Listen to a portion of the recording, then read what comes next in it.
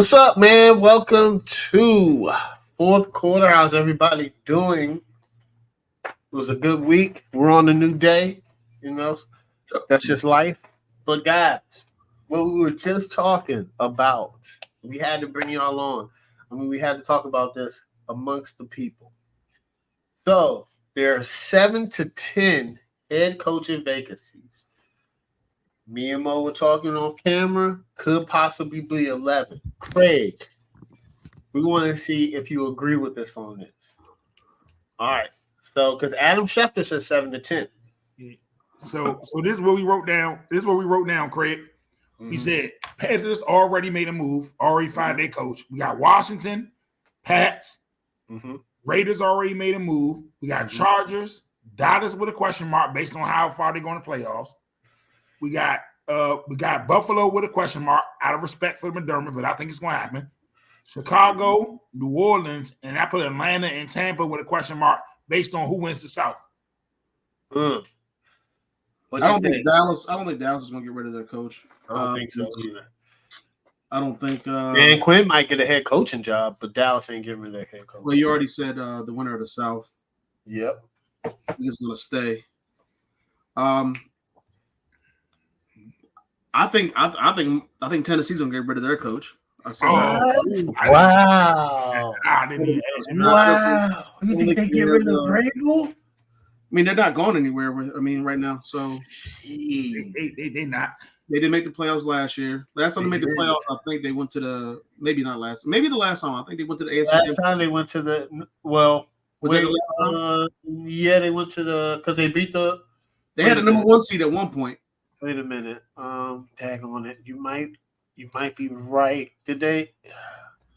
I remember one year when did they go to the AFC Championship game? Was that 18 against the Chiefs? That was more than 3 years ago. That was there. That might be 18. And then 19, they lost to the Ravens in the first round. Well, they had the number 1 seed. Maybe they didn't because maybe the Chiefs seemed like they had the number 1 seed all year, every year. But yeah, they played the AFC Championship game though. They played them in the AFC Championship. That's what it was. Okay, maybe that's what it was. Yeah, I think it was the 2 seed or 3 seed that year. Yeah, they had they were high.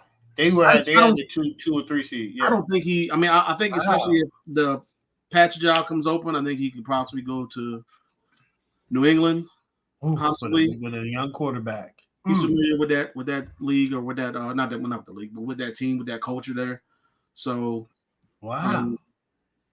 I don't know if he makes it. That's it. Okay. I like that. I think that's probably. I think I do agree with the list. I think Dallas doesn't though. Yeah. I think Buffalo probably won't either. I think they might give him 1 more year. 1 more year. Okay. Even though I wouldn't be surprised if they let him go. Yeah, if he's going, just because. But they might give him 1 more. You might be right about that. Expectations on this, they just have too many high expectations to be at this point at least 6-6. Not with Josh Allen, man. I mean, you have a worse record than the Texans than the Texans, the Colts. They had the same record, I think, as the Broncos. Like, it's just they have the same record as the Bengals. The Bengals, I mean, I'll give them a little pass because they have injuries, especially at the most dominant. That says a lot, though. Buffalo should not be 6-6. Yeah, they should be way better off. And then they got a tough game this week, so if they lose this game, they'll be 6-7. It's going to be hard to win your next 4 games. Yeah, it's going to be hard. This is pretty much. It's also a must-win. I think. I mean, every game is a must-win in the NFL. Yes, that's a crazy saying to say, but yeah, the Chiefs need to win too because they're starting to reel. But these coaches, man, I could see at least 10. Definitely. Yeah. I mean, I could see it. Definitely. I don't know if it's going to happen because we've already seen 2. I think Washington's clearly going to happen. I think Chargers is clearly going to happen too, and so the Patriots. I think those 5. Yep. You're like that's going to happen.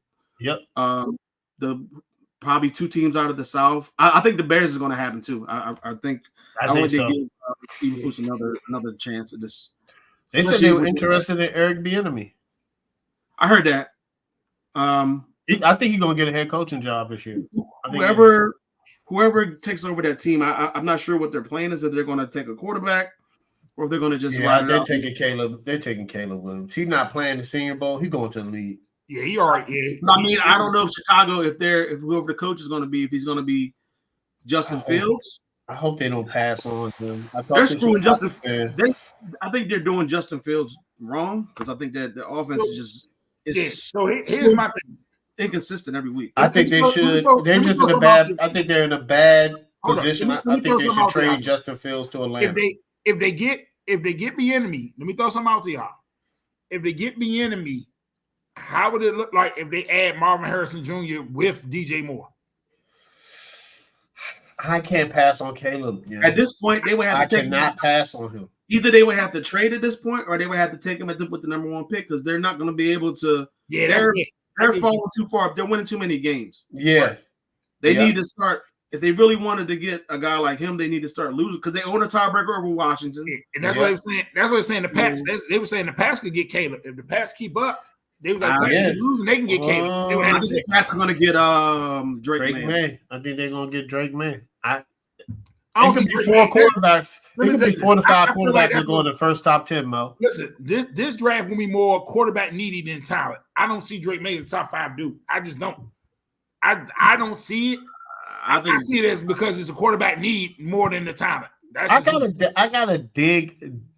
I gotta look at more. Overall, he's probably not rated in the top. I can understand your point, but I think you're right. I think I think there are higher positions that are because of the need. Yeah, but because of the need, when people are right. Last year, Stroud and them was actually doing like it was actually there with Stroud and the quarterbacks that was going. This year, I feel like it's going to be dudes going to go higher than they're supposed to be because of the need. Well, I think Drake May was already before the season started. He was the consensus top 3, top 5. Right. Yeah, he was if Caleb Williams wasn't coming out, he'd be number 1.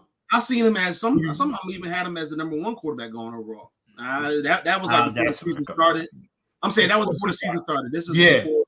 But I mean, I seen a bunch of lists that had him because of his talent and what he could do. This was not a great year for him, but it wasn't a great year for Caleb either, if you think about it. But I just think that once the whole combine happens and all that, I think we'll see. We got to dig a deeper dive. I got to look at some film. I got to look at least reviews. 5. I can see 5 quarterbacks going in the first round. Yep, easy. Because I mean, especially after this season with so many backup quarterbacks. You got Jalen McDaniels. Yeah, and you have so many backup quarterbacks playing, and there's just so many quarterbacks like third string quarterbacks that have been playing this year. There's going to be another one. Jacksonville's about to start another quarterback. Yep. Possibly CJ Beathard, right? Did he mess it up? Did he? I don't know. He was grabbing it when I was watching the game. I'm not watching the game. He was favoring it, but I mean, it's just like you see what happens when you're as deep as the AFC was to start the season, and now you look at it and it's just like it's crazy. There's really only like 3 or 4 teams now that I think can win the Super Bowl, and the Chiefs. And the crazy thing is the Chiefs look like the weakest out of all the years that they've been. But it wouldn't be crazy if they went to the Super Bowl. Because the year of the down quarterbacks, Patrick Mahomes got one of the best defenses in the NFL. God forbid they host another. God forbid they get the 1 seed. I get it, bro. But I think this year.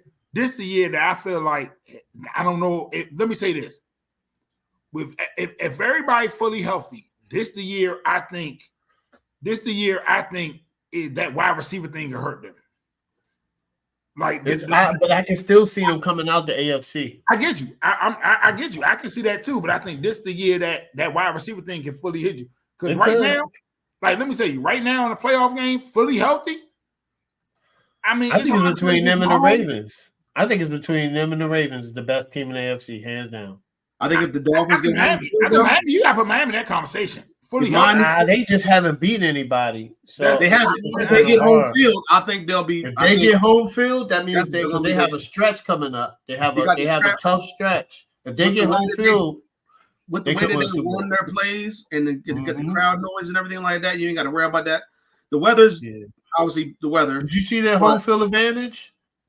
Do you know on the side of their stadium, the side where the Dolphins sit is 80 degrees, and on the side where the opposition sits, it's 120. I was like, good gosh, nobody wants to be playing in that in January. If they get home field, they might go to the Super Bowl. Out of the 3 losses, 2 of them have been on the road, and the other one was in Germany. So they haven't really. I mean, they haven't lost at home. So no, they're tough to beat. They have 4 of the next 5 games at home to end the season. So only tough game in there is the Cowboys. Really, I think. I mean, the Bills obviously are going to be tough at home. I think they're going to beat the Bills in Miami. And I think I mean, they can win the next 4 of the next 5 games. They got the Ravens in there too on the road, but. Yeah, if they win out, if they get like 13-4, or if they get 13-4 and get home field, it's good. That's a tough pace to play, yo. They ain't got to worry about playing on the road. So I mean, don't worry about it. No have been on the road, so or the losses. I mean, so and then don't let the Ravens get home field. Good God. But I mean, it's hard to win there. It's hard to win that first round home playoff game and lost. I think it's different. I think this is different. I get what you're saying, James, but they've had that under Lamar and lost at home. Yeah, I'm not saying they had to buy, but they've had like a home playoff. I think this is a different Ravens team. This is a different team, yo. They're a different team. They run the ball and they play defense. That joint carry. I think they're a different team. But yeah, Mark Andrews out for you, or is he out for? He said if they make a deep playoff run, that's what I'm saying. It's quite possible. It's going to be tough without Mark Andrews. It is, but we're gonna see. I think they're a tough team, but this will be the year to go to the Super Bowl, like y'all said. Like all the quarterback injuries. Trevor Lawrence is out. We don't know how long he's gonna be out, even though it's positive. His X-rays come back negative. It's still, he's going to miss some games. Kenny Pickett's out. Steelers. I mean, that offense don't change. Like, listen, they blame that coordinator. You just need a quarterback. You just need a quarterback, man, to be honest with you. I mean, it's the quarterback. It's a quarterback and it's the O-line. Like, and this is my argument. This is my argument. And what's up with Najee Harris? And no, it's the O-line. Ain't no Najee. Man, Najee Harris can go. It's the O-line. Like, let me tell you something. And I told a mentor of mine. It's just surprising. I said, let me tell you this. This is my true honest opinion. Mm-hmm. With a solid offensive line, I feel like Brian Robinson is a 1,300 to 1,500 yard back. That's my honest opinion. Brian Robinson is a 1,300 to 1,500 yard back with a solid offensive line. You think? What about Najee? He the same. That offensive line is terrible. But at the same token, it's better than ours, and it's still giving Pickett enough, and they got enough weapons to where it should look better than what it looked like. Man, listen here.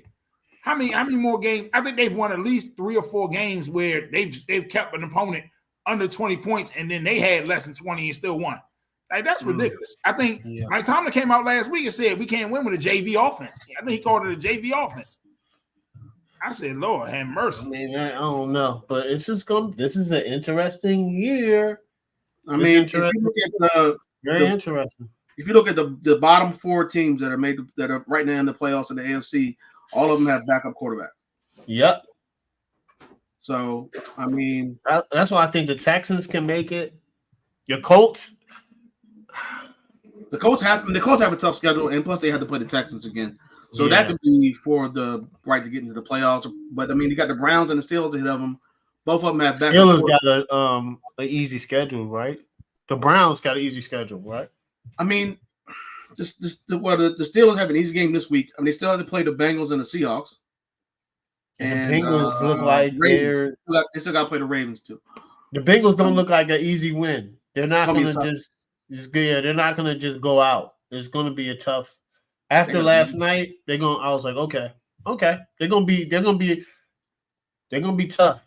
I mean, it's a lot of people that are trying to get into the playoffs with backup quarterbacks. At least, for the most part, most of them are in the AFC, which is supposed to be the toughest conference. Yeah, the 2 conferences, and then, I mean, you got veteran quarterbacks over here like Geno and Stafford trying to get in, and they're 6-6. I mean, it's just, man, this is just a crazy year. This is a crazy year, yo. For the most part, but man, this has just been a crazy year. This happens every year. We fail. We go against it every year. I say it every year. I say there's going to be 6 new playoff teams. it's gonna be 6 new playoff teams. We be like, nah, and it'd be 6 new playoff teams every year. It doesn't fail. Seahawks might not make the playoffs. 1, 2, 3.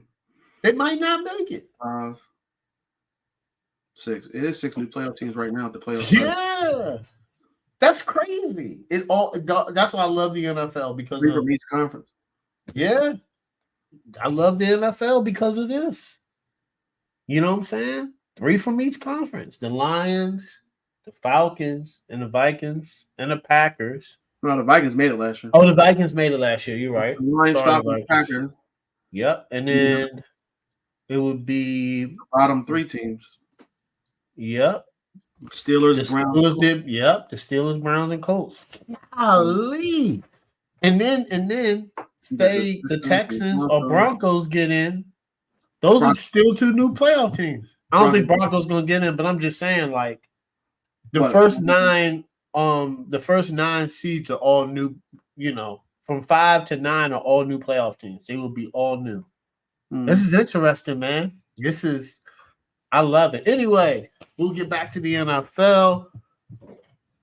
Mo, college football expert, because I want to get both your thoughts. Mo, did Florida State get robbed? Yes.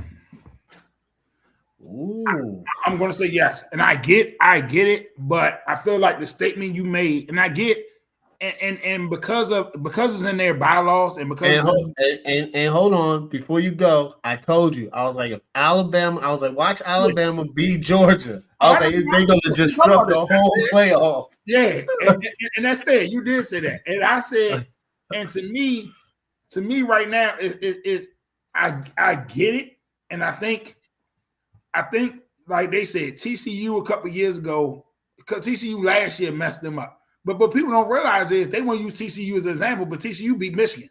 Ain't like TCU got in and lost a game. They beat Michigan and was out physical Michigan. And wasn't like Michigan had injuries. That was Michigan's whole squad. And they out physical Michigan last year. So it wasn't like they didn't win a game. They just got beat by a Georgia team that was just on a mission that had, 8 people go first round? I think that Georgia team had at least 7 people last year go first round. So it's like, come on. Like, I understand the beatdown was the beatdown, but TCU actually won a game last year. But here's my thing. I think what hurt them, a lot of things hurt them. The Alabama game hurt, the Alabama win hurt them. The fact that Clemson wasn't as good this year as what people thought hurt them.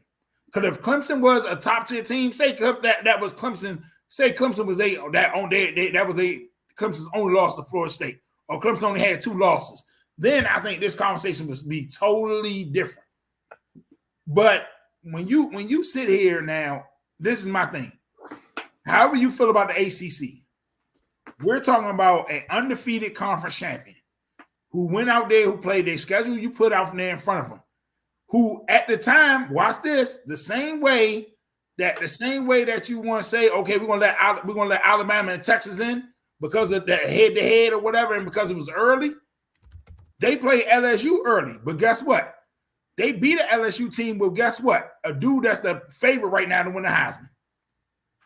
So it was 3 picks. They had 3 picks in the first round.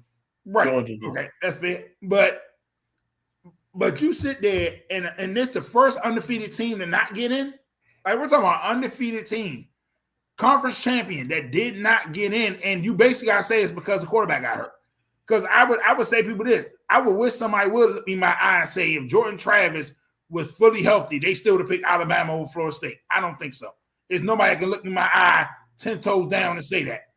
Okay. If he was healthy, fully healthy, regardless of what that score that LSU game or that Louisville game was, if you got a healthy Jordan Travis, they're in. So you basically saying one player caused them not to get in? Like, that just, my heart really went out to that coach, man. To see it and have to turn around and talk to his kids afterwards, man, that's a tough thing, man. That's a hard, that right there is probably one of the toughest things I think somebody will have to do. is to turn around to see it, and then to turn around, he got put on a straight face and talk to his kids and tell 90-something kids and parents, we didn't get in because our quarterback got hurt. Because that's why they didn't get in. It ain't because they weren't good enough, 13-0. It ain't because they ain't good enough. It's because our quarterback got hurt. That's the only reason you really can say they ain't get in. Because if Jordan Travis is healthy, I 10 toes down, stand on, they're getting in. If we under all the scenarios, even under Alabama beating Georgia, everything getting in. If Jordan Travis is healthy, I guarantee they get in. I guarantee it. Okay, because I got. What do you think? What do you think, Craig? Yeah, I think they should not have gotten in. I don't think Florida State should have gotten in. If they had the healthy quarterback, then yeah, I think they should have gotten in.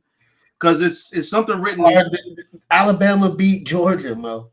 It's something written in there that they say that if there's something with the coach or with the player, they'll take that into consideration. It's like one of the factors. Yeah, so they'll take it into consideration. So it's unfortunate, and then the way that Florida State ended the season by playing Miami, I mean not Miami, but Florida, they didn't blow them out. If they had blew them out and it made it convincing, same thing with Louisville, then it'd have made it. I mean, I know they were on their third quarterback, I believe, because their second one got a concussion or something like that. Yep. So that was unfortunate. Maybe if he had played, maybe they would have blew him out or put up a little bit more points. But and then it didn't help them that Louisville the week before had lost to Kentucky, so that didn't help them. Their ranking is pushed back further. The conference as a whole is not as good. I'm an ACC guy. My Carolina's in the ACC, obviously, and the ACC is horrible. I mean, not horrible. It's not as good, especially this season as compared to when Clemson is balling and Virginia Tech and stuff like that. Like they just didn't have it this year. You combine that with obviously the way Alabama won, the way Texas won. Alabama beating the number 1 overall team, Texas winning convincingly. I just think the scenario with Florida State being able to make the tournament, and I'm fine with it. I'm fine with it because I don't want to see Michigan playing Florida State and then Michigan blows out Florida State. Like you would want your 4 best teams in this tournament. Now, unfortunately, I think Georgia is one of the 4 best teams, but you can't then put Georgia in over Alabama because Alabama just beat Georgia. So it's kind of hard to figure out. Also, you look at, I think this season, they were supposed to go, or they had a chance to go to the 12-team playoff. But there were some commissioners, I think, that voted against it. And one of them was the ACC commissioner. So now that's why I don't even know why he did that. That's crazy. Coming back on him and a couple of the other ones, but I mean more so on him because he voted against it. Now he's I know you gotta deal with it until next season when they do go to 12. But if you're gonna have this problem again next year, you have 13, 14 teams that you think should get in instead of 12. Yep. So I also don't think that Florida State should have been ahead over Georgia. I don't know how Georgia goes from 1 to 6, but I mean they go from 1 to 6. I don't know. You go figure that one, but because I just think I think right now, especially without Jordan Travis, Georgia's a better team than them. I mean, not that it matters because they're not. Neither team is going to the playoff, but I do think if Jordan Travis was healthy, there's no question. I think they get in. Undefeated team. It's unprecedented not to have an undefeated team in the tournament. But I just think you have to take that into consideration. And after you've seen what happened last year, even though it was a championship game and they got through their first playoff win or playoff game, how that ended with Texas. I mean, with TCU going against Georgia. I mean, I think that's also played into consideration. Hey, Craig, you know what I think though? I honestly think they looked at. I think because, like James said, because Alabama got hot and they beat Georgia, I think they looked at it and said we wanted to put Alabama in, but they didn't want to contradict themselves all the way. And I'm not saying Texas not deserving. Don't get me wrong. What I'm saying. What I'm saying is they took a hard look and probably said, if we let Alabama in because they beat Georgia and they've been hot and they're SEC champ, we got to let Texas in because of the head-to-head in their conference champ. I think that went into their kind of conversation deliberation, like you kind of can't let one in without the other. You know what I'm saying? Yeah. I also think that if Florida State should be mad at anybody besides, I mean, I don't think you should be mad at Alabama. Alabama did what they're supposed to do.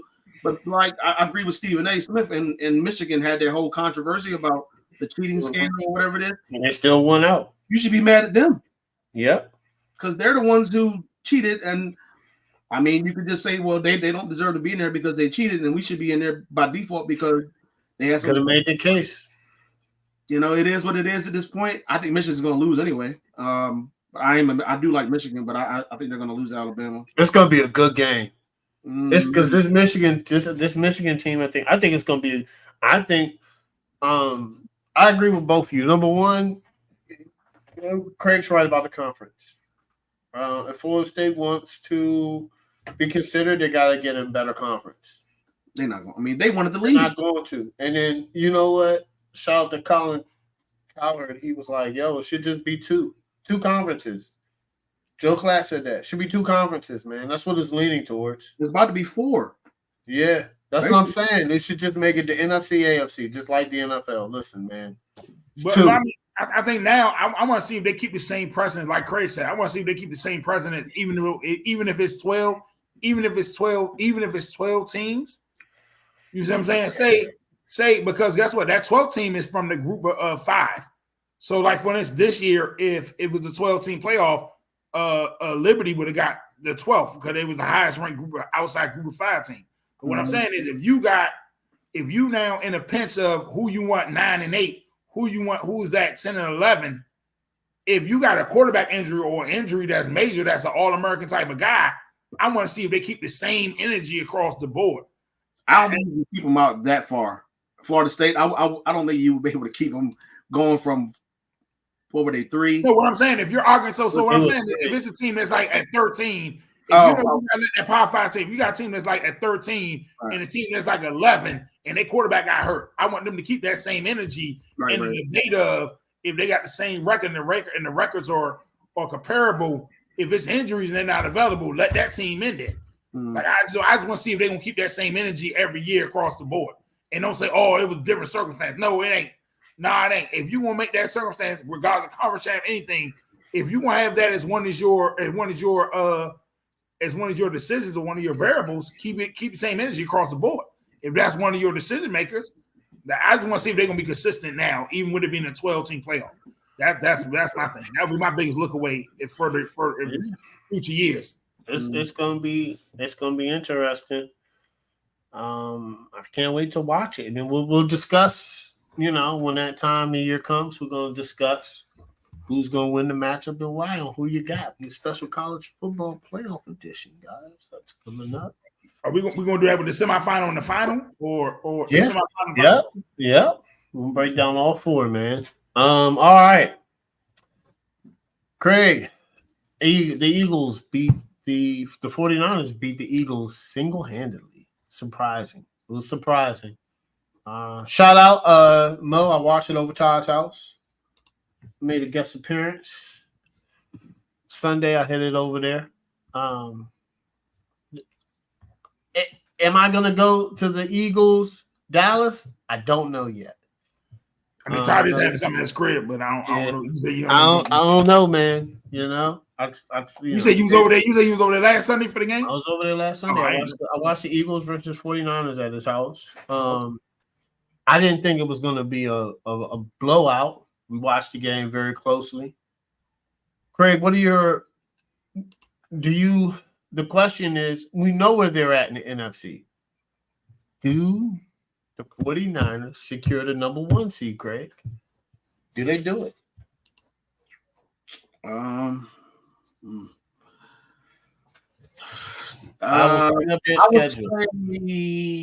would say schedule. Okay. Oh no, I was gonna say yeah, I think so because the Eagles. I think the Eagles. It's a tough game this week, obviously for Philly on the road. You just lost a tough game at home, got blown out. You still got to go at Seattle, and then they end the season off with three gimmies. But which one? They get the Giants twice, and they get the Cardinals in between. Yes, they do. Yes, the Eagles. Yeah, they got like 3 easy games. It should be. I mean, if they can get through these next 2 games going 1-1, then I think they'll be able to finish the season off. But the only thing about that is they lose one of those games and the 49ers run the table and finish the season 5-0, then the 49ers get home field. Which is going to be interesting. They do have one really tough game in there, which is Baltimore. Yeah. But it's at home. So I can't count Seattle as tough, right? They dominate Seattle every time they play. They also they play them at home this time. They played them on the road on Thanksgiving. Yeah. So they dominate Seattle every time.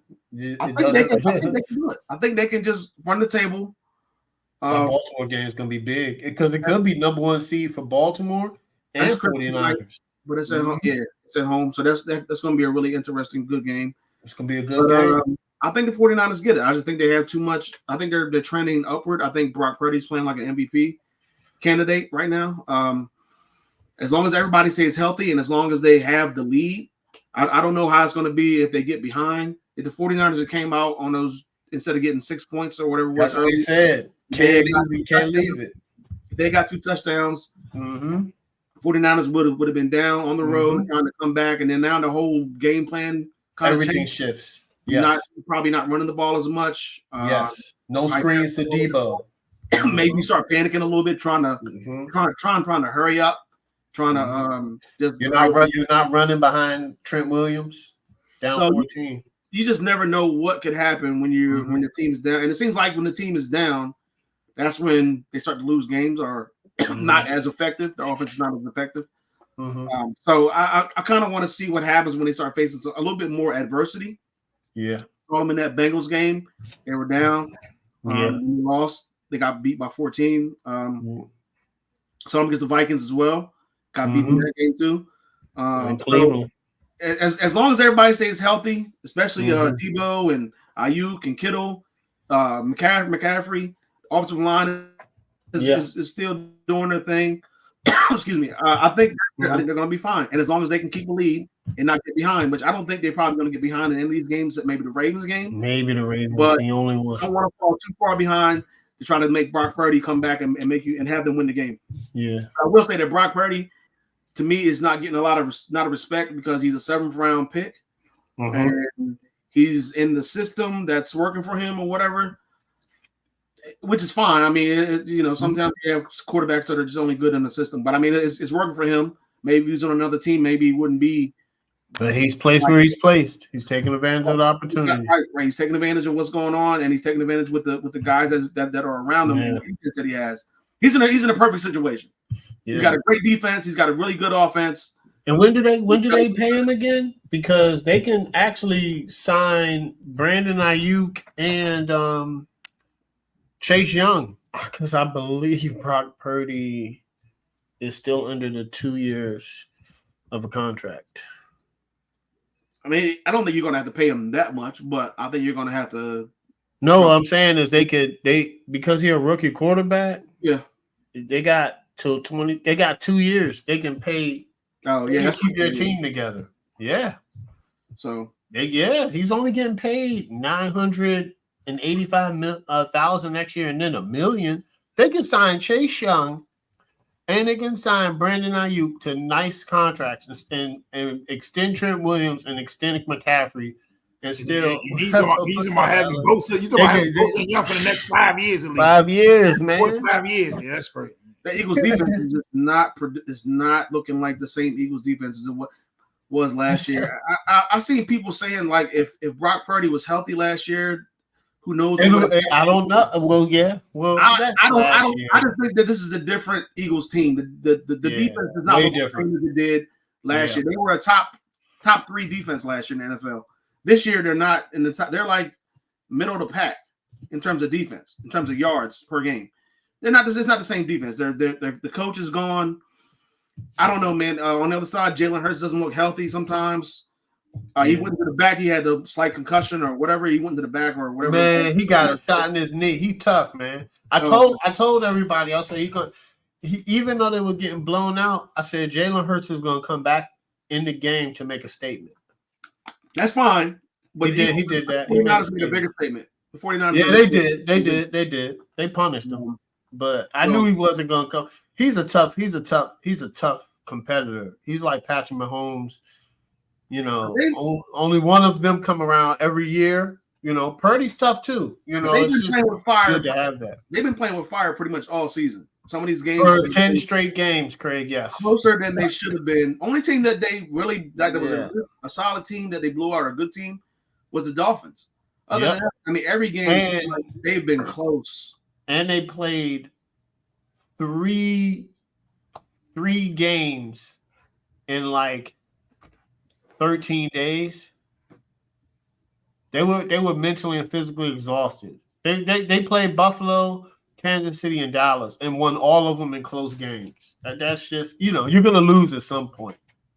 Anyway, shout out to Ellen. What's up, Ellen? Ellen I know her because she knows my wife and Demeter. She pays attention to their channel. Shout out to them. You can go watch those two sisters. It's on Thursdays, So it's on Thursdays. Craig be checking it out sometimes, man. We be in the chat. You just need to watch one of them, man. Just watch Don't watch Demeter. She's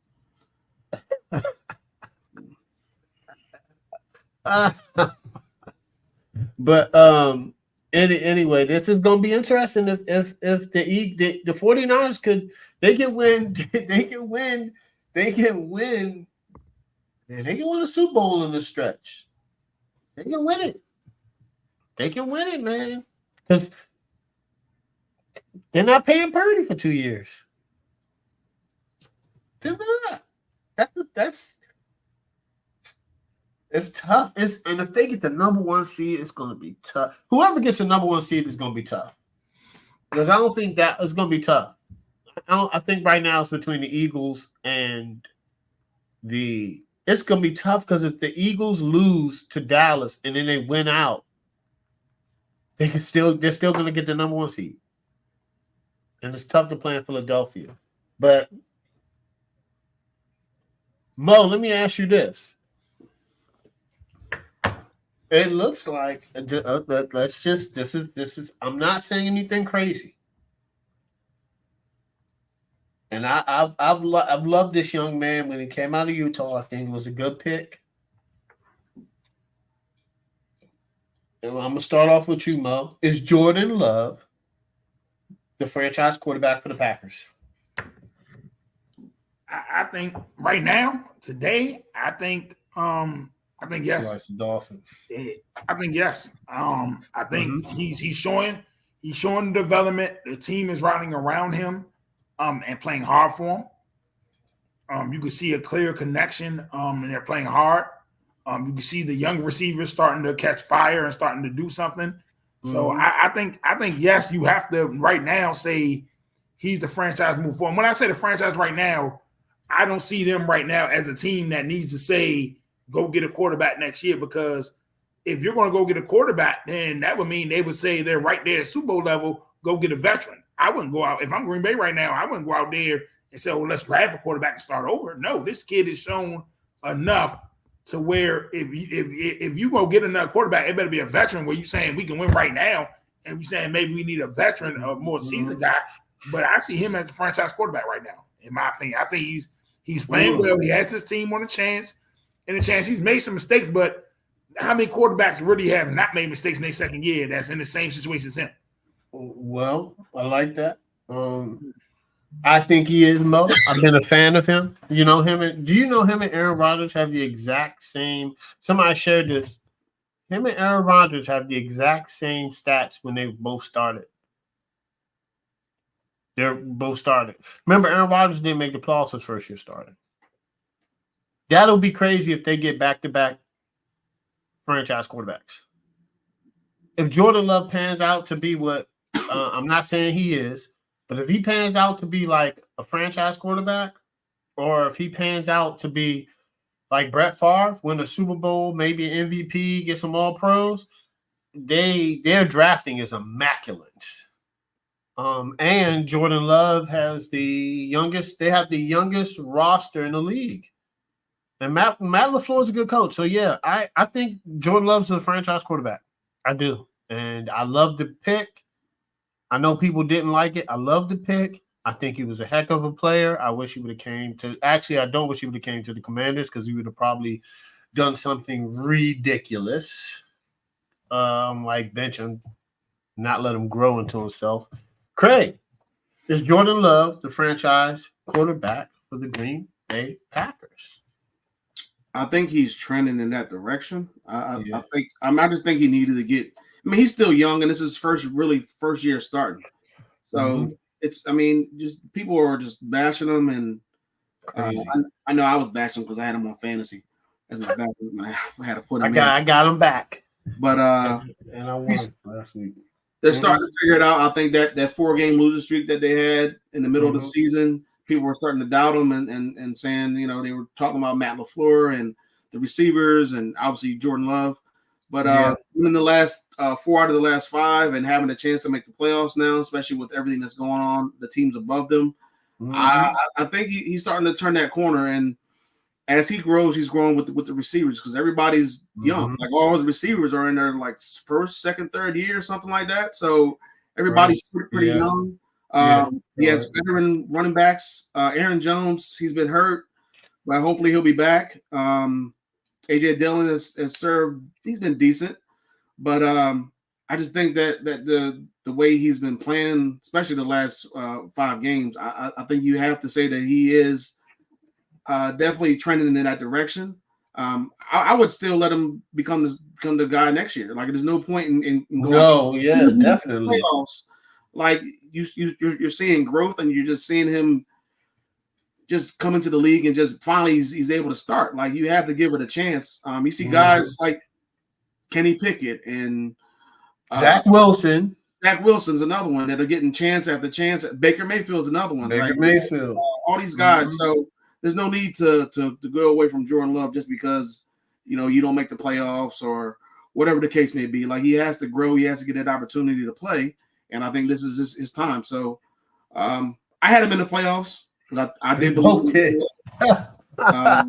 So there's still a chance. There's still a chance.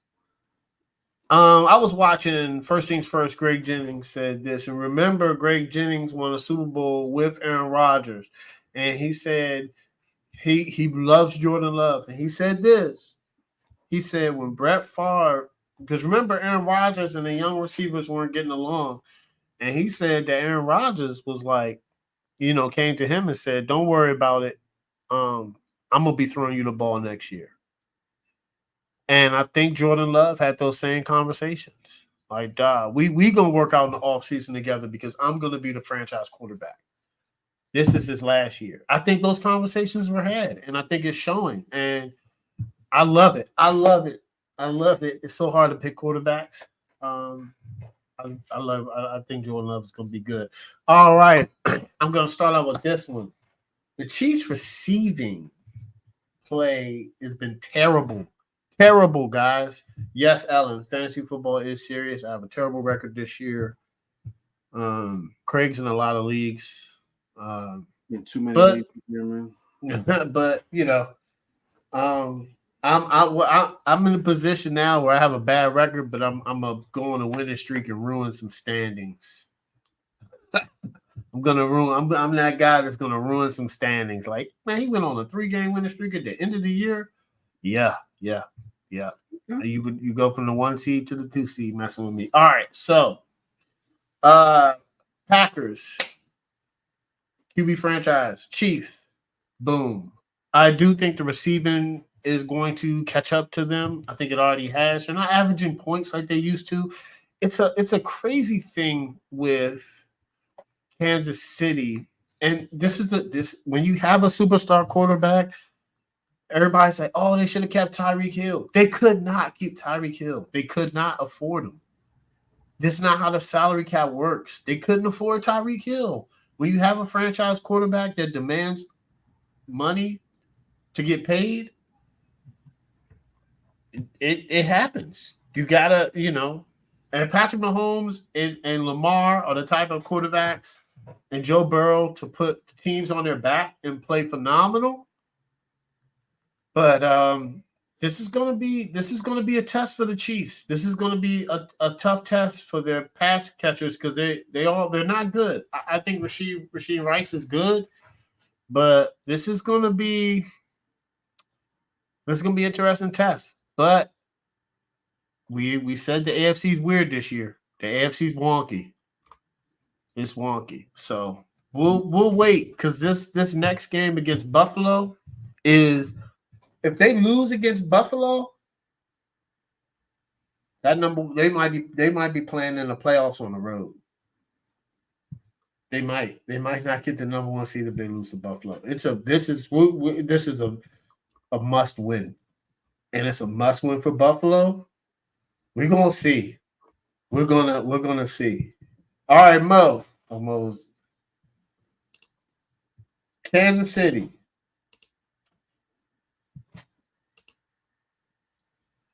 Pass catchers. Did the receivers catch up to them? Oh, Mo, I think yes. There we go. Yeah. Okay. Yeah. I think it does this year, and I'm going off the strength of the AFC. I know the AFC's always been strong, but this year I see it truly like right now. I just don't the gauntlet you have to go through. So let's just even if they get the 1 seed, we're talking about combination of them beating either Baltimore, Miami back to back. Either even if Lawrence can come back healthy, them beating Jacksonville and Jacksonville, Baltimore, Jacksonville, Miami. There's some type of mean combination of people they want to beat. And this year, I just don't think teams going to let They got a soft schedule though after the Bills.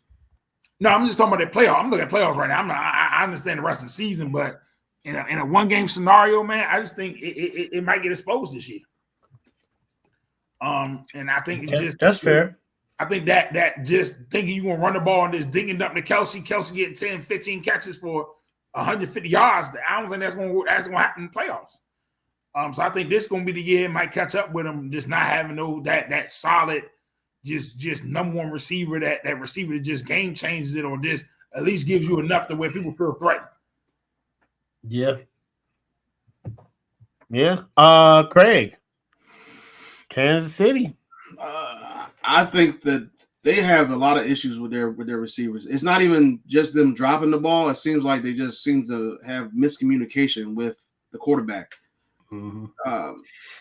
Patrick throws it one way and the receiver's going the other way or whatever. Like their head is not turned around or they're not running the right route or whatever the case may be. Like I get to have Kelsey, which is fine, but when Kelsey gets double teamed or when he gets taken out of a game or you have to rely on somebody else, and the wide receiver is just inconsistent. They're consistently inconsistent. I don't know what happened with Jerick McKinnon. Like where's he been? Like last year he had 9 touchdowns receiving, 500 yards receiving, 56 catches. Like this year he's just been non-existent. I don't know why they haven't utilized him more. CEH, I really don't see him out there. They can at least try to get him in the passing game or something like that, especially when you need short yardage or you can try to make a play with your running backs or you don't feel comfortable with throwing to your wide receivers all the time. I get that they have to make plays, but I mean, right now, I don't know who he can rely on. Who does he have confidence in that locker room to be like, okay, I can run this route and I'm going to get you the ball. And you with the game on the line, especially in the playoffs. Who's going to be that guy? You also got to factor in home field. If they don't get, they've always had home field.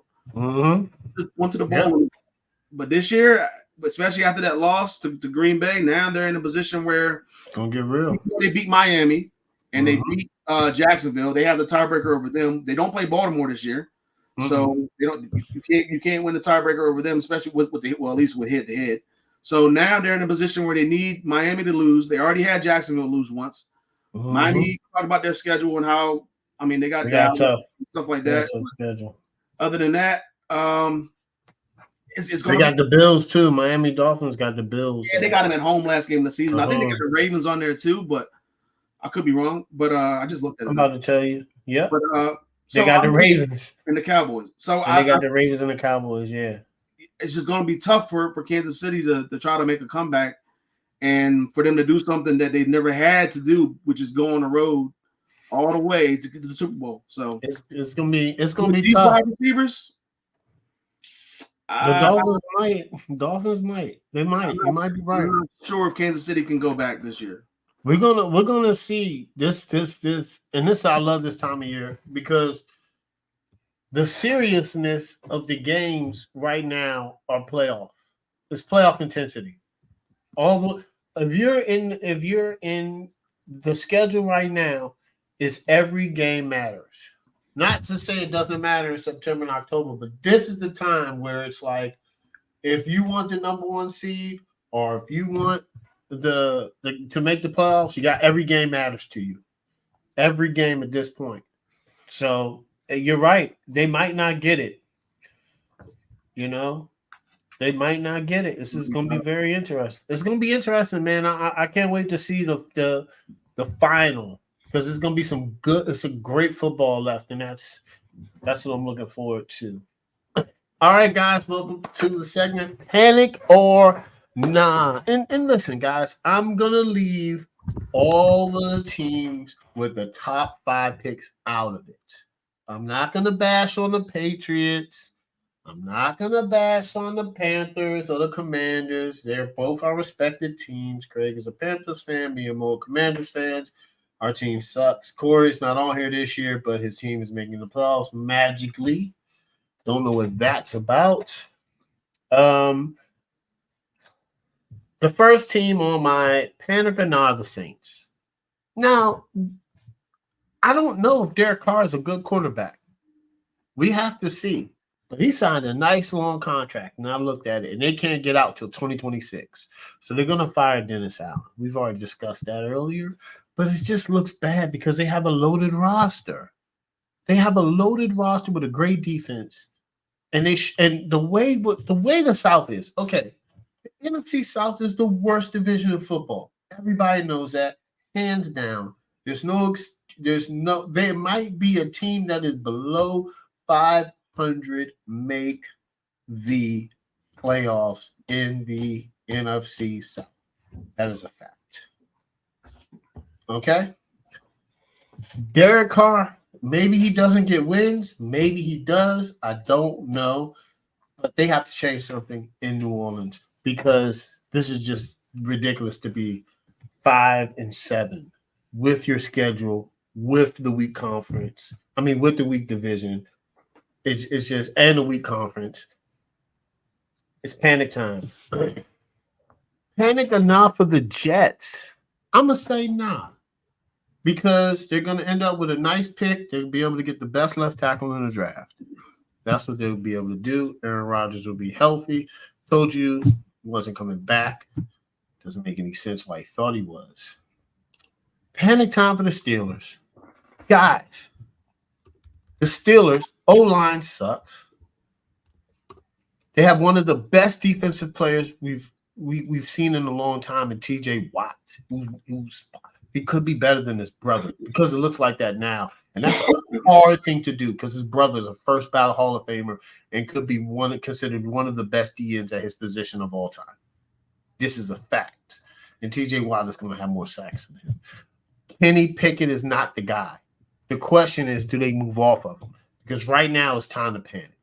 You blame the offensive coordinator, but they were lighting it up in the preseason. Oh, lighten it up. Bing, bing, bing. Offense is explosive. They're not. They're not explosive. Kenny Pickett looks like he has a noodle forearm, and he looks like he was supposed to be a 3rd-round pick, not a 1st-round pick. So I don't know the intangibles that they see in Kenny Pickett, but they need to draft a quarterback. But they won't. And that'll be the downfall. That'll be the downfall. And no, I can't say that for the Browns. I think that's it. I think all the other teams, that if your quarterback is out for the season, I'm not going to put you on panic or not, because you're down one. You know, I can't put Bengals on there, right? I can't put Bengals on there. I can't put the Browns on there, because we don't know what they would be with their respective quarterbacks. So yes, that is all for the Panic or Nah session. And now we get to Craig's top 5. And I believe this is the top 5 best teams according to Craig in the NFL. Boom. That's right. So number 5. Huh? I got it. I got a perfect intro. It was good. I appreciate the business. Number 5, I got the Miami Dolphins. I think the Dolphins have obviously one of the best offenses in the NFL. Actually, they have the best offense in the NFL according to the rankings. Mm-hmm. Tua's playing like an MVP candidate. Tyreek Hill's playing like an MVP candidate. They just got H back, and he had a really good game for his first game, fully back. Mostert is still there. He can still run the ball as well. He's one of the tops in the league in one of the running back position. So I mean, the offense is definitely solid. The defense started to play a lot better the last couple of weeks. The defense looks like they could be a really good, formidable, tough team to get out of the playoffs. The problem is they haven't beaten anybody with the winning record. The teams that they played some really good teams. They played Buffalo at the time. Everybody thought Buffalo before this is early in the season. People thought Buffalo, including myself, were going to be a playoff team. They still might. They still might. They still played the Eagles on the road. And both of those games, the Bills game was on the road, the Eagles games on the road, and then they played the Chiefs in Germany. And they just didn't look like the same team that, the team that put up 70, the team that put up 42 against the Panthers, the team that just put up 45 against the Commanders. They shut out Tyreek Hill, which is crazy. They need to figure something out. They have the Ravens left and they have the Cowboys left in terms of their only two teams that I think are above 500 for the rest of the season. So they need to win one of those games to give them some confidence, and so that way people can stop saying they can't beat a team without a winning record, or beat a team with a winning record, and maybe they can give the team a little bit more credit going to the playoffs. Number 4 is a team who kind of like the Dolphins. They're pretty much the Dolphins of the NFC, and it's the Cowboys. Yeah, yeah. They did. I mean, they've had a great run. Dak was like an MVP candidate too. Possibly to me, I mean, the way his numbers are, he's going up against really bad teams, a bunch of last place teams. They finally went up against a really good team in the Seahawks, or a solid team in the Seahawks. Tough game on the road on Thursday night, and they ended up barely winning that game. They could have lost that game. So I don't know how good the Cowboys are when it comes to facing really good teams. I know how good they are when it comes to facing terrible teams. They're one of the best. But when it comes to facing really good teams, and they got a really tough one this week against the Eagles at home, I don't know, man. I still need to see Dak winning some of these tough games, but definitely I need to see him in the playoffs because that's where they seem to falter at. So we'll see what happens. But I think the Cowboys are ascending. I think if they beat the Eagles this week, I think I'll have them up higher. I would have them up higher. Number 3, I have the Eagles. I had them at 1 last week. Now I've dropped them down to 3. Regardless if I do the rankings here or not, I always do my own off the side because I wanted to see and track it. But I got the Eagles at 3 right now. The Eagles have played some solid teams in there, but there've been some nail biters. There've been games that, I mean, just didn't look like the Eagles team from last year. The defense is middle of the pack compared to how it was last year. They're giving up almost 50 yards more a game, or I think it's over 50 yards more a game. But offense is okay, but it's not the same type of offense that we saw last year. I thought they would be better in the run game with Swift, and it's been a hit or miss. It's been there. I know Jalen Hurts has been hurt. No pun intended there. But and I also know that Dallas Goedert's been out. So and Lane Johnson's been out. So I mean they are missing some key players on that team, but they've had a tough schedule. When you finish first place, you're going to play a first place schedule. Yep. And some of those tough games that they've had, sometimes it makes teams, hardened, battle hardened or whatever it is, or sometimes it can take a toll on you where you're just tired and you've just been beaten down. And it seemed like that's what happened in that 49ers game. Now they got to play against a Cowboys team who've had a lot of rest since they had that Thursday night game. So when it's in Dallas. So back-to-back Thursday night games, I think, right? Is that 3 in a row? For Dallas or for Dallas, right? I think they had 2. They had 2. They always get the Thanksgiving game and then they get the week after for some reason. The last and then okay, yeah, this will be a Sunday night game. So they're coming off of straight up a lot of rest. Yeah, so and so I got the Eagles here. Number 2, I got the Ravens. I think the Ravens are right now probably the best team in the AFC. If they get home field, I think it could be tough. It's gonna be tough to win there. I don't know, man. I'm not convinced. I'm kind of with Mo right there. What he said about the Ravens and how they performed because they had it before, but maybe this team is different. I don't know. It's going to be tough trying to end the season off without Mark Andrews because that's his best wide receiver or best receiver. So The Ravens defense is second in the NFL, so they're playing phenomenal this year. They haven't had all the injuries that they've had in the past. Hopefully, Lamar can finish the season off and not get injured himself. The running game looks really good, even though they don't have J.K. Dobbins. But I got to give it to the Ravens, man. They just come off a bye week, so they're going to be fresh, ready to go this week. So, I'm looking to see how they finish the season and how they go into the playoffs, especially since home field is right there for them. And then they got to play the Dolphins, which it could be for that home field. So, and that's going to be important. And they're going to play the Niners, which I know it's a non-conference game, but that could be important for the Niners for the 1 seed and them for the 1. You know what I'm saying? Like, that's a big game on Christmas. It's a big game. And number one is obviously the 49ers. I think how they went out and they dominated on the road. The Eagles getting their revenge, I guess, from the last season's NFC Championship game, and now how I had people talking about, and it was just a bunch of talking going into the game, and now after the game, and the 49ers getting it all black, and you seen that? So it's like 4 or 5 players. So I like that. I like the fact that they were there just for business. It was just nothing. I mean, everything was personal in this game, and they took nothing for granted, and they ended up just blowing them out. And Brock Purdy looks like an MVP candidate. Obviously, he's a product of the system, but he looks really good in the system. And I mean, you got to give him credit for that. The 3 losses that they had looks like a long memory at this point. When they had 3 losses in a row, but 49ers look really good, man. I like the way they're playing. If the Eagles stumble this week, I think they have a really good chance of getting that number 1 seed. Yep. And if you got to go through San Francisco, the way this team is playing, good luck, man. Good luck winning in San Francisco. At this point, but it'll be either the Eagles or Dallas against them, probably. That's what I'm thinking. If you're the Eagles or the Cowboys, you just want to avoid the 49ers. You want to avoid the 49ers until that last game. Yeah. So, you want to avoid the 49ers. They beat both of them teams 84-19, combined 84-19. Yes, they punished both of them. I think they punished both of them. Yep. All right. Cool. They punished both of them. All right, guys.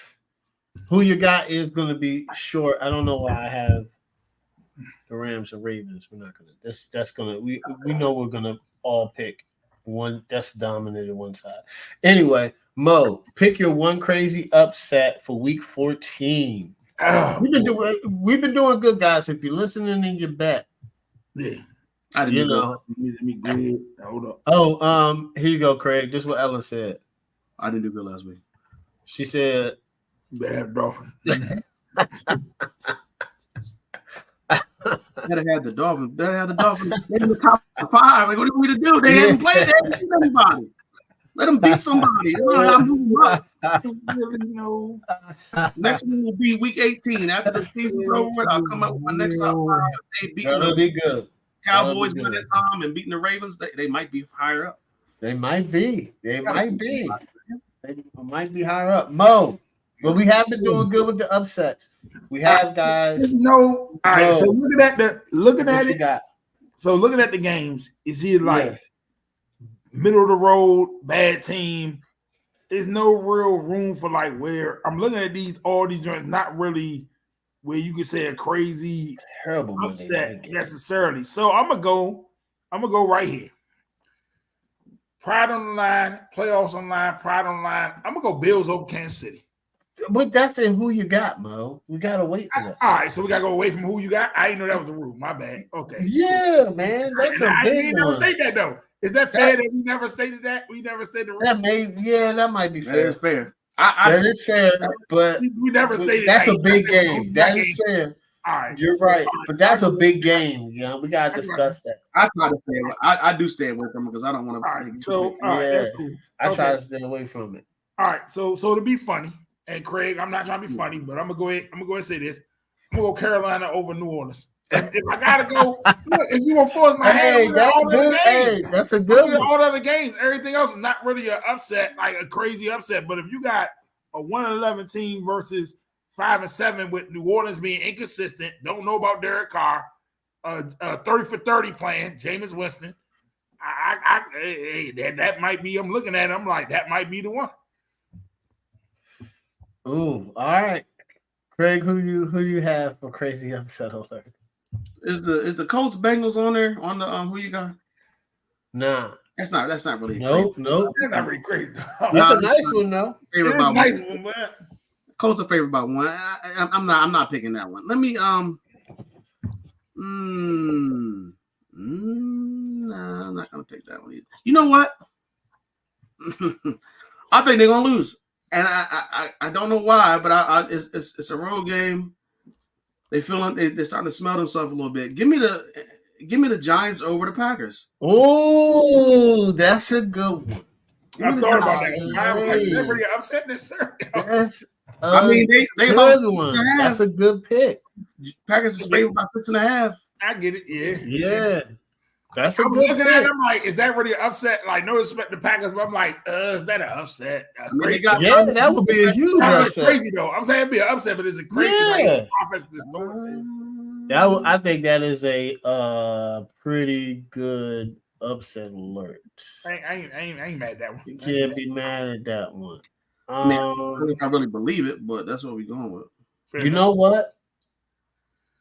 I was thinking about this, but this is crazy upset alert. Ooh. Be careful the Jets beating the Texans. Hey, Slim, I looked at that one. That's crazy. I looked at that one. The Jets defense, their thing is, they beat the best quarterback. They're going back to Wilson. Let's see. What's the point of swapping these guys in and out? What is that? I don't know why. This is their organization is ridiculous. You're not going anywhere. They're terrible. Patriots. You're not going. I would have just left him in. I would have just left him starting for the rest of the year. Seriously, I don't know why they're pulling him from Tim Boyle. Because of the offensive line.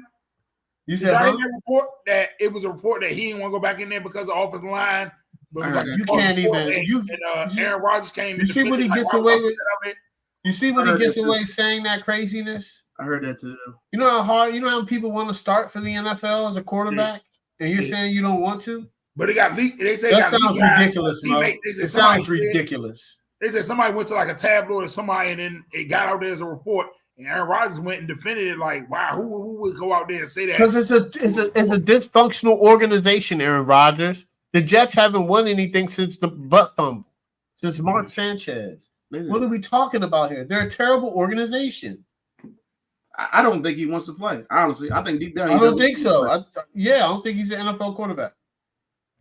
I don't think he's a backup. I don't think he wants to play. I don't. For this team, for that team. With that line, I wouldn't want to play either. I wouldn't care. That line is ridiculous. Well, the great thing is they'll be able to get the best. They're gonna have a terrible record. They'll get the best left tackle. They'll get the best. They'll get the second best left tackle. But the wild part is they drafted. This is the wild part though. They've drafted offensive linemen in the top 5, 2 or 3 last year. So now it's Mikael Becton sucks. But did they get a left tackle? They did. They got Mikael Becton. They got Becton. They got the big dude from USC. But they're gonna get somebody. But Mo, they're gonna get somebody from they're gonna get one of those 2 good tackles. There's 2 good tackles that's coming out this year. They got a tackle last year. What are you? I mean, I'm not buying that either. That might be true. What's the name? Traded up. Yeah, I want us to get one of them. Yeah, they got Dwayne Brown. Who did they draft? Lincoln.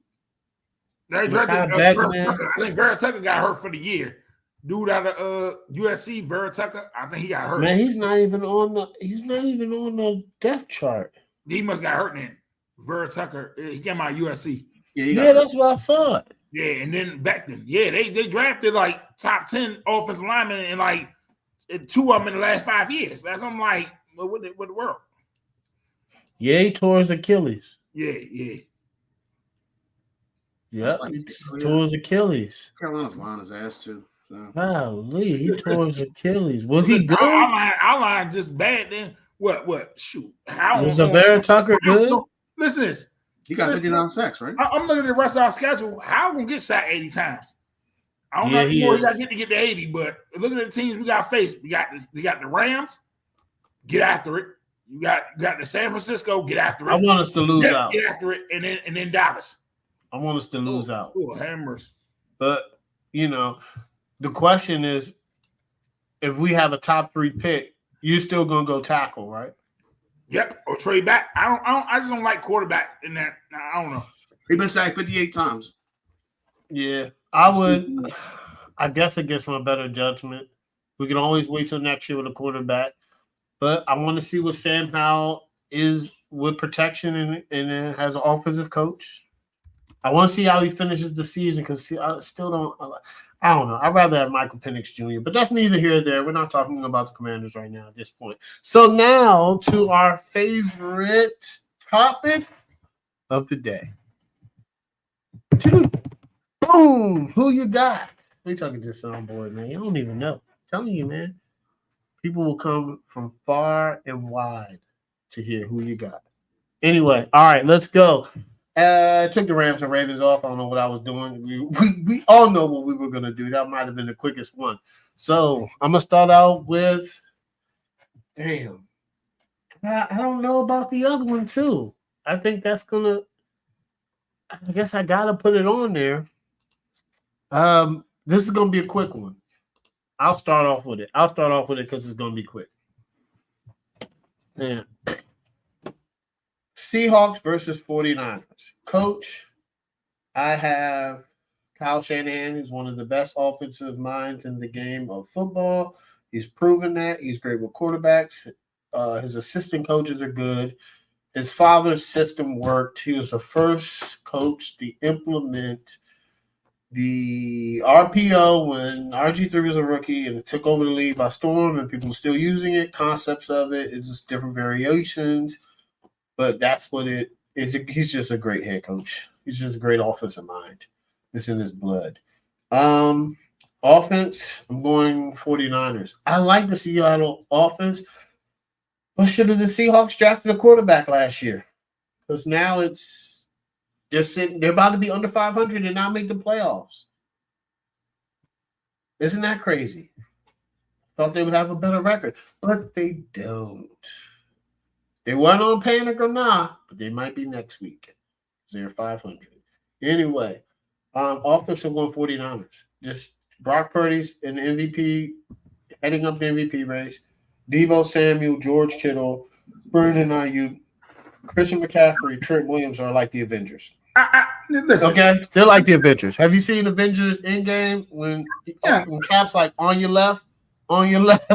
I get it, but that's his offense. Hold on, I get it, but here would be my rebuttal to this though. And I'm not trying to compare Brock Purdy to Tom Brady, but that year that they went 15-1, didn't Tom Brady get MVP? I don't know. Tom Brady had a lot of MVPs. No, I'm saying the year they went 15. The one with Randy Moss. When Randy broke them they went 18-1. Yeah, and then Randy broke them records. You had Gronk, you had Moss, you had Walker, you had all them weapons. Did he get MVP? Yeah, but I know you're not comparing, right? I get that.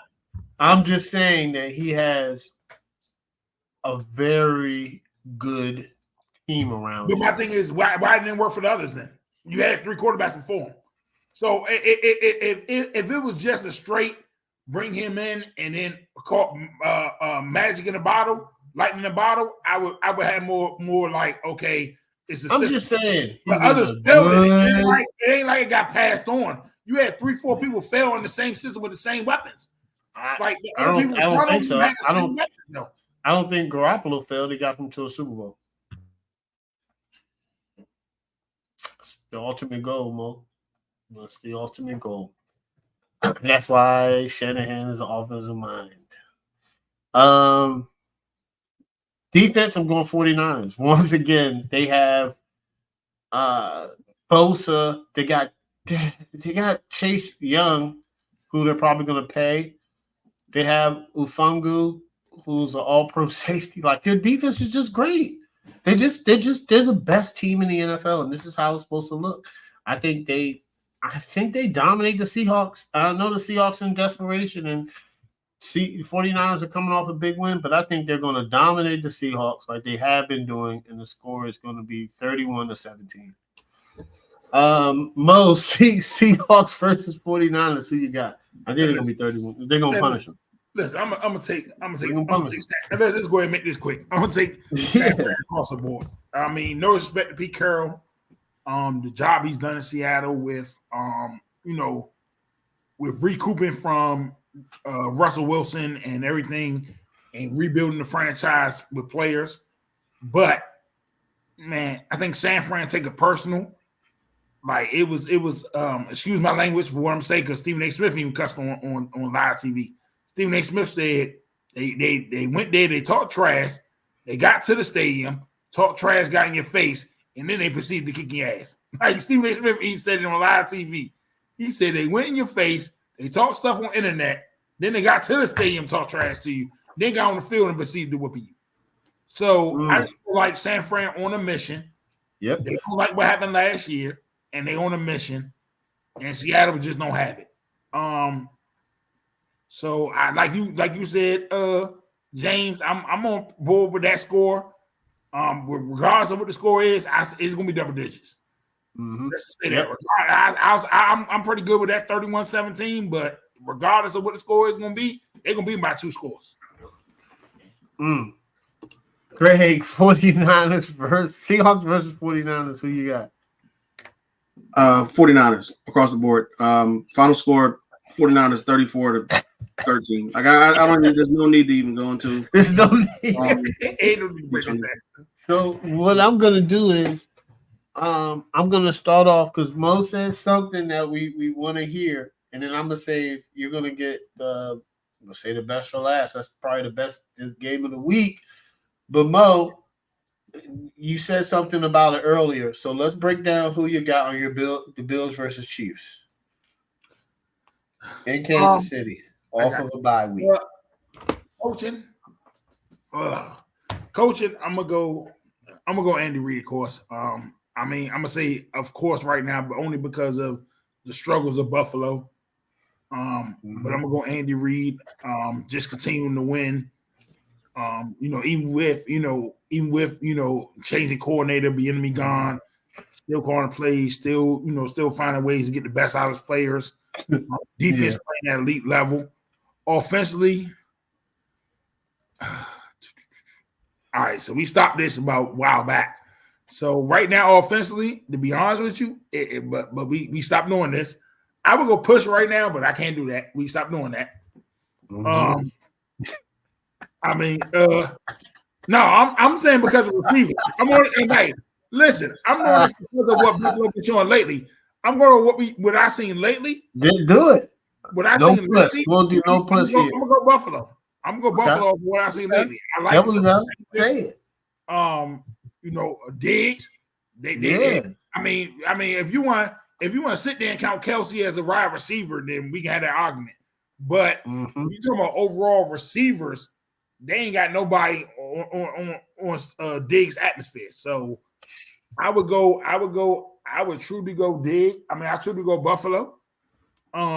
Defensively, I'm gonna go Kansas City. Amazing job defensively. I think their defense has provided a way to mask some of the offensive issues. But in this game, I think Buffalo's gonna be desperate. I think Buffalo's gonna come strong, even though Kansas City coming off a bye. I'm gonna go Buffalo 27-24. Woo! Great. Bills versus Chiefs. Who you got? That's a hard one. I'm not gonna lie. It's not a hard one. Coaching, I'm going Andy Reid. I mean, the Bills have underachieved for all the talent that they have. I know they have injuries on defense, but the team is underachieved. Andy Reid is doing what he can do. He can't catch the ball. Like he can't make the receivers run the correct routes or turn around and be ready for the ball. So I mean, they're fortunate that they're 8-4 at this point because playing a first place schedule and having all these issues at wide receiver, like I got to give Andy Reid a lot of credit for the team being still up at this point. So they could right now be 6-6 like Buffalo. Offense, I got to go Buffalo. I I can't. I mean, if the Chiefs don't address this wide receiver thing in the offseason, I don't know who the GM is. I don't. You should have got D-Hop. Somebody's got to go at this point. I mean, you got to get a D-Hop. solidified number one wide receiver in that unit. Yeah. I mean, I guess they thought they could run it back like they did last year and just go with Kelsey and some okay wide receivers, but nah, they gotta figure something out. But that offense from Buffalo, I like. Cook is okay. He's having a decent season, but their wide receivers, Diggs and Davis, and even Khalil Shakir, he's coming along the last couple of weeks. Dalton Kincaid. He looks like a decent tight end, like he's going to be the tight end of that team going forward. I like Pacheco. I like what he's done, at least for last week. Anyway, they started getting the ball a little bit more until he got thrown out. Kelsey, obviously Kelsey's Kelsey, but if you take him out of the game, there's no wide receiver in that team that scares you at all. So I got to go with Buffalo. The defense, I'm going Kansas City. There's too many injuries on that Buffalo defense. Von Miller, I don't know what the situation is. I don't know if he's going to be able to play. I'm not sure what's going to happen there with that whole violence thing or whatever. But Kansas City's defense they look really good. They played really good. Last week against Green Bay, they ran into a desperate team, and I think that's what's going to happen to them this week. They run into another desperate team. Just happened to be in a different conference. Than last week. So I got to go Buffalo. I think Buffalo is, like Bo said, I think this team is desperate. I think Kansas City's offensive woes and offensive issues are going to come back to haunt them in this game. And I just, even though I think it's in Kansas City, I don't know if they can overcome. I don't know if they can overcome it. And I know for a fact, I'm maybe not for a fact, but I'm like 99% sure that Josh Allen's going to turn the ball over. He does it seem like every week. He leads the league in turnovers. Yeah, you know he's going to do back behind. You know he's going to do that. Sam Howell at this point. Yeah, you know he's going to do that. I hate the fact that people keep saying that he doesn't deserve criticism and all this stuff. Like, you can criticize all these other quarterbacks, but this guy needs all this praise. Like, why? Josh Allen? Yeah, like there's so many people out there. Mike Greenberg and Dan Orlovsky.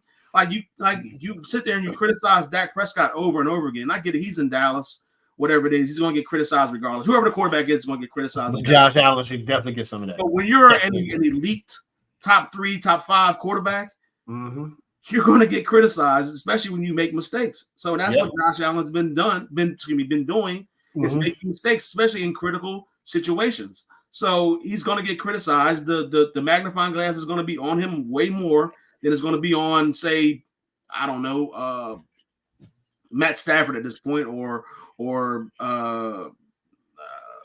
Derek Carr or somebody like that. Yeah, you're going to criticize them too, but he's magnified more than those guys. Like, so I think he deserves to get criticized when he messes up. He deserves to get criticized when he leads the league in interceptions. I get he's leading the league in touchdowns. You got to praise him for that, but at the same time, you have to take the negative as well. So, but I think the Bills win this game.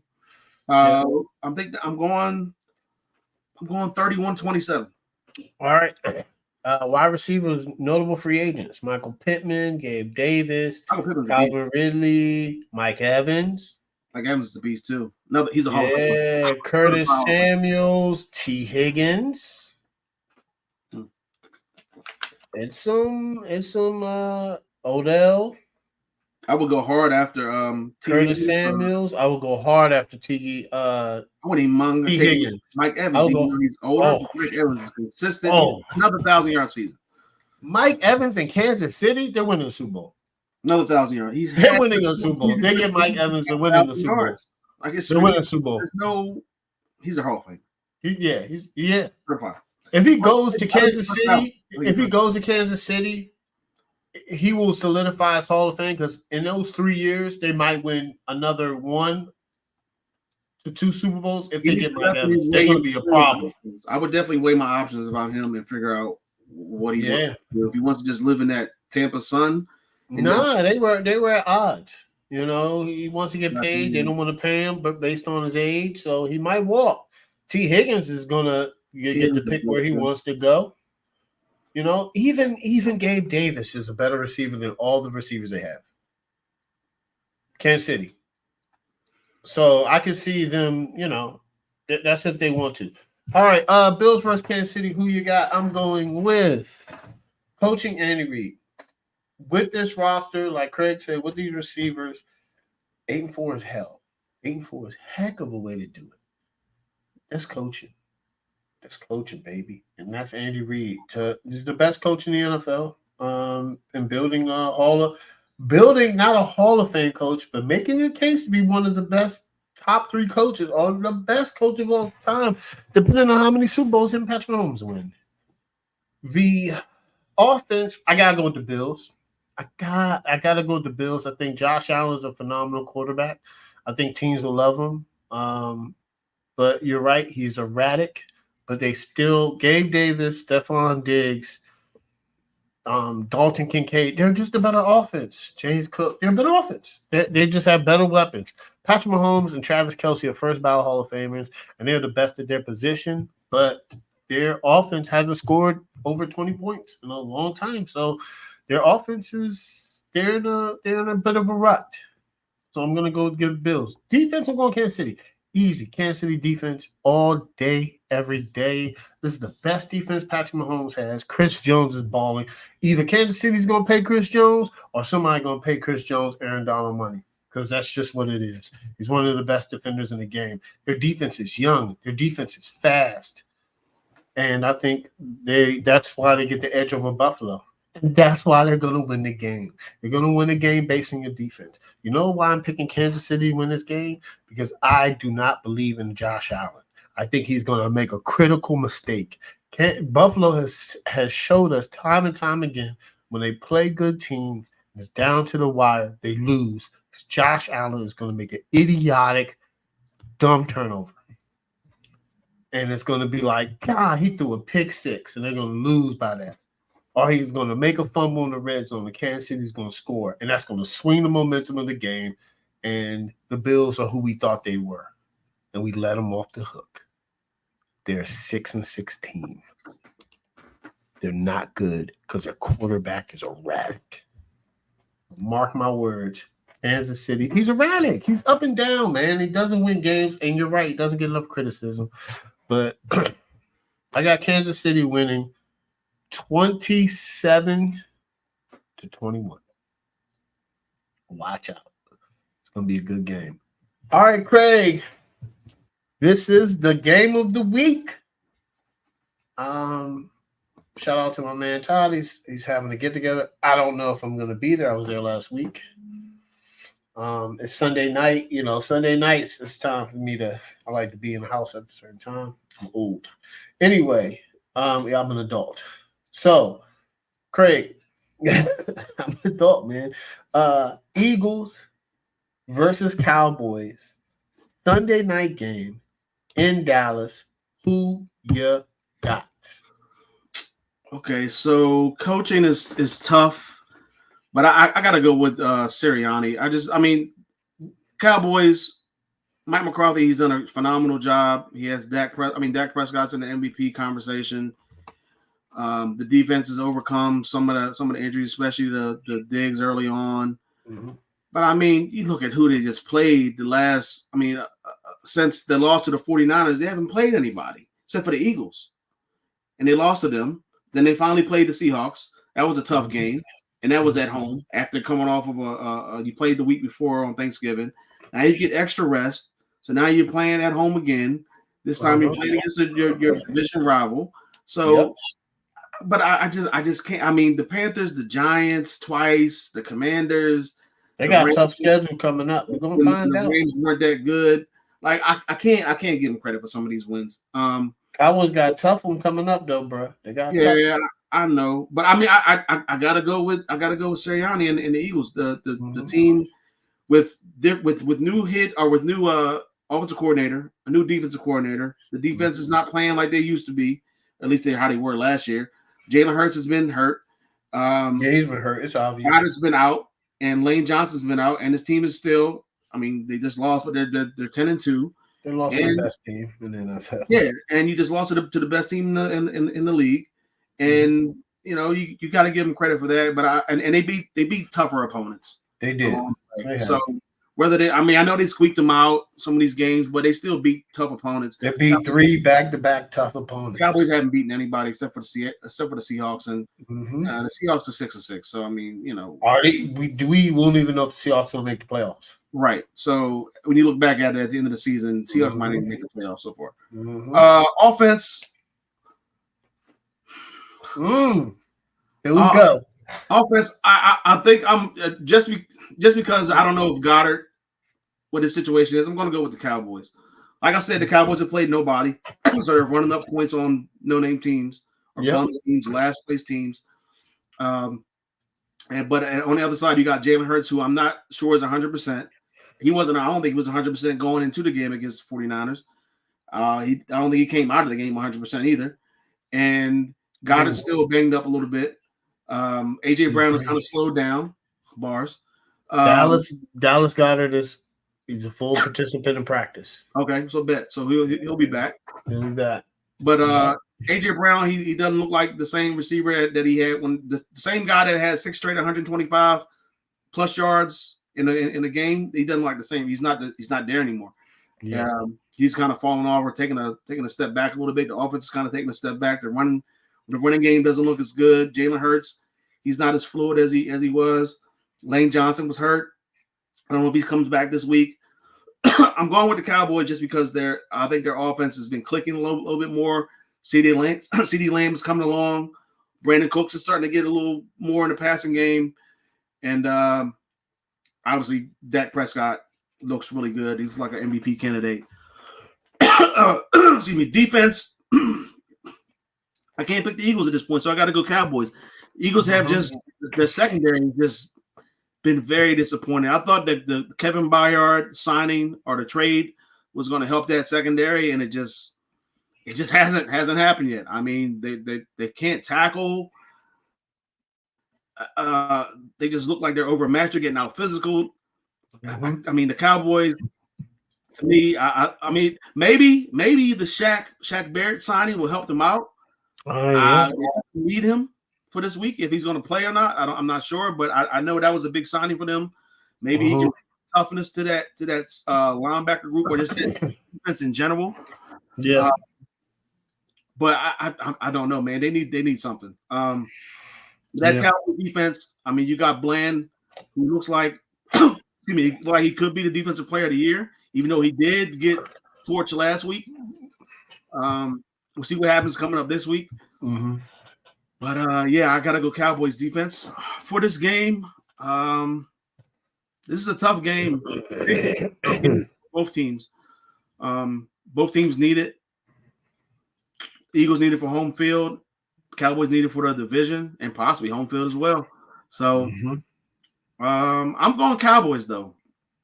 I think the Cowboys need this win because if they don't get this win, they're not going to win the division. They're going to be the 5th seed because their schedule to end the season is tough, way tougher than the Eagles. So I think they get one up here. Start dropping some games when they start playing some of these other teams in next 3 of the next 4 games, or you can say all 4 because the Commanders are still a division opponent. But I've got to go Cowboys here. I think the Cowboys win it 27-24. All right. Mo, who you got? Eagles versus Cowboys. I'm gonna hear Mo on this joint. Hey, coaching. I have coaching. Honestly, it's going to be surprising y'all. I'm gonna go Mike McCarthy. The guy you want to fire the guy for him to take over this team. I like what he's done. I like how the offense is looking. Defensively, it's tough. But I'm honestly, and I'm gonna go off the last couple of weeks. I'm gonna go Eagle. I'm gonna go Dallas. I like Dallas defense. Offensively, I'm still gonna go Dallas. I like CeeDee Lamb. I like how Dak is gone. I think it's gonna be close, but I'm gonna go Dallas 27-20. Golly, okay. Yeah, I'm gonna go Dallas. Wonder if Todd is listening to one of our good friends. He's kind of more like he's kind of like my brother for real. You know what I'm saying? Like, he's a big Cowboys fan, so he'll appreciate this. But coaching, I got Nick Sirianni. I just think, you know what? This is a who you got where they're so close, because I really like what Mike McCarthy's doing. Dak might be having his best season under Mike McCarthy. He's never been in an MVP discussion, but if they finish, I was telling my friend Todd this. If Dak finishes top 3 at MVP, or if they win out and he gets the MVP, or he gets them to an NFC Championship game, they're gonna have to pay him a lot of money. They had to pay him a lot of money, and I think Jerry likes him, and he will. They might as well extend him now. Oh, he has 1 year left. That's what I would do. I would extend him this offseason. Just get this out the way now.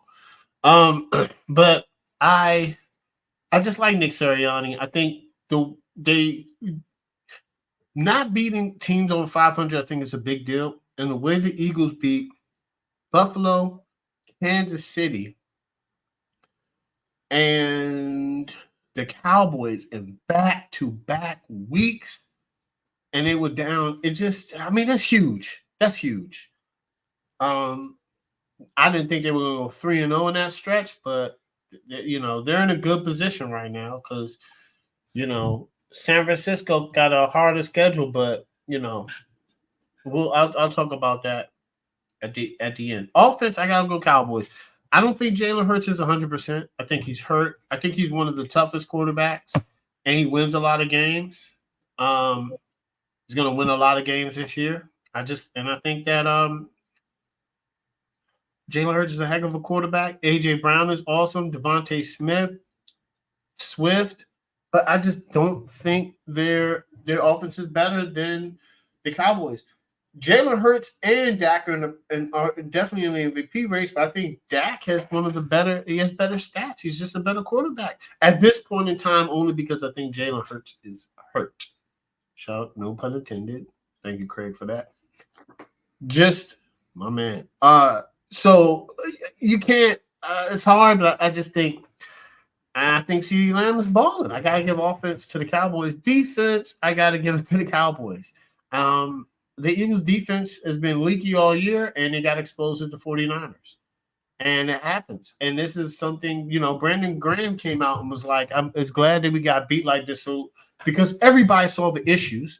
Everybody saw it. They would be talking about it. But when you're winning games, you can't address the issues because you're winning.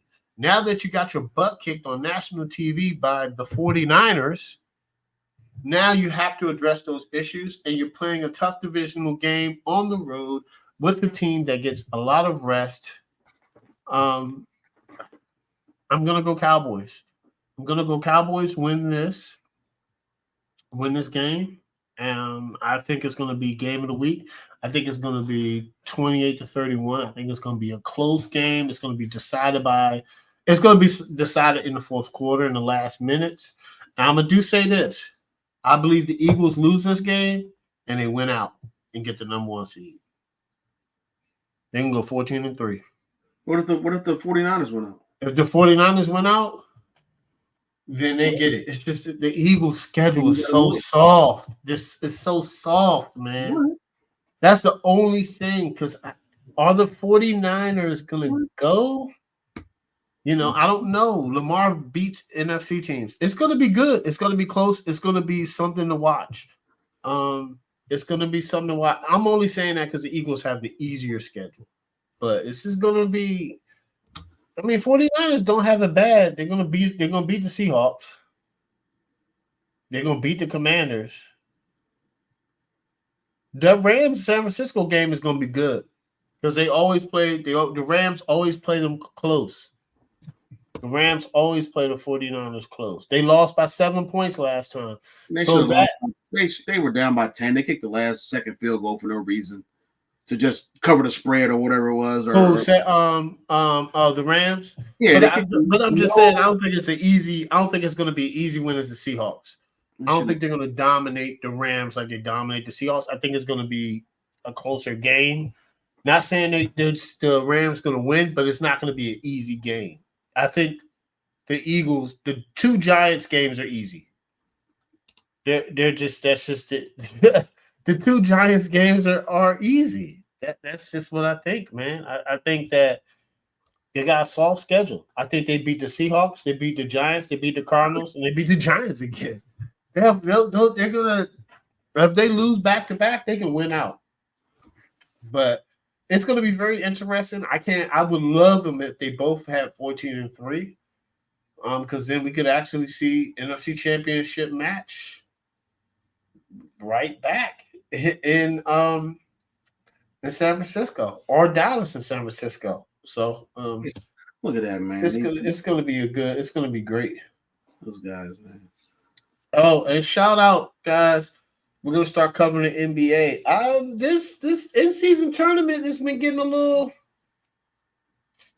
players are focused on winning it. I'm pretty shocked that, the players of like, we're gonna be honest. LeBron, Steph, and Kevin Durant are different animals, guys. These guys are playing at the age that they are, and they're still top 10 NBA players are crazy. But they took this tournament seriously, and I can't wait to the playoffs. If the tournament is like this, I can't wait to the playoffs. It's going to be really good basketball. And I didn't know what to think about the in-season tournament, but they've been some really close games, and I just appreciate it. So, college basketball starting up. It's going to be great. It's just a good time of year for sports, guys.